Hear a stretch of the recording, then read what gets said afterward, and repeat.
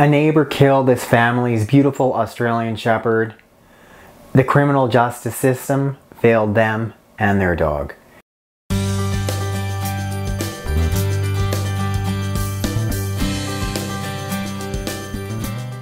The current animal welfare legislation, it sucks. This happened to a person by the name of Hazel Hollingdale. She recently wrote an article about this, and I'll link to that article below. It's winter. They're outside with their dog Maybe. She's this beautiful Australian Shepherd. You can see her pictured there. Her partner wasn't too far behind. They could hear Maybe barking ahead in the bushes. They hear a gunshot, and it's quiet. Shortly after, they see their neighbor walking out of the bush with a gun. And they ask, "Have you seen our dog Maybe?" And he claims that she just ran up over there back to your house. They spent the next few weeks searching the island for their dog in deep snow. A few weeks go by, the snow melts, and they see evidence of where their dog had been shot. Blood and gore. Then while they're picking up what's left of their dog, they're collecting evidence. The neighbor is sitting in his truck watching all this, not saying anything. Later, the neighbor confesses to having shot their dog in the head. Then he went ahead and dug a hole in an empty lot and buried her in that. So they call the authorities, the RCMP. They arrive a week later. And at the time they say, "No, sorry, there's nothing we can do. It isn't a criminal offense to shoot and kill your dog."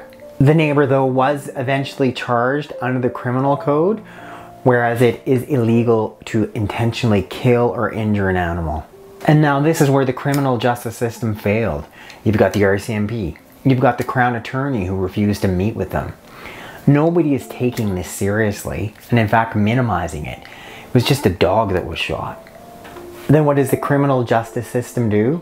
Well, they negotiate a plea deal with this so-called person, who then gets to plead guilty to a lesser offense of using firearms, is not given a criminal record, and is released on probation. They've spoken with other people who've gone through the exact same thing. Their animal's been killed, and there's been like really no acknowledgement, this apathetic response from the criminal justice system, and no recognition for just how serious and how much an impact this would have on anyone losing their animal. Right now in Canada, many parts of the United States, there is like such pathetic animal welfare laws, right? Animals are seen as property as they are here in Canada. So it's this minuscule offense that clearly does not represent how important animals are now. Our animals, aka little Tula, is much more than property. She's a YouTube star.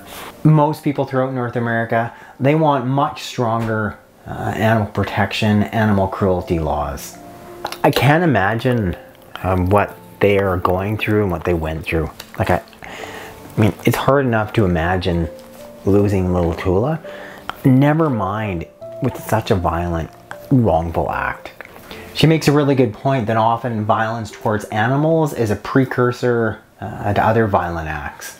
Over half the people that commit acts of domestic violence towards intimate partners also commit acts of animal cruelty. I'm truly sorry for, what Hazel and her partner went through, how their dog Maybe was so tragically killed, and how the perpetrator, just got off so lightly. That is so wrong. Animal welfare legislation needs to change here in Canada, in the United States, throughout the world. I'll put some links in the description box to organizations that are working towards really strengthening animal welfare laws in Canada and the United States around the world. And I really encourage you to get involved, support some of them if you can, and just see, if collectively we can actually have these laws changed. Because clearly, things need to change.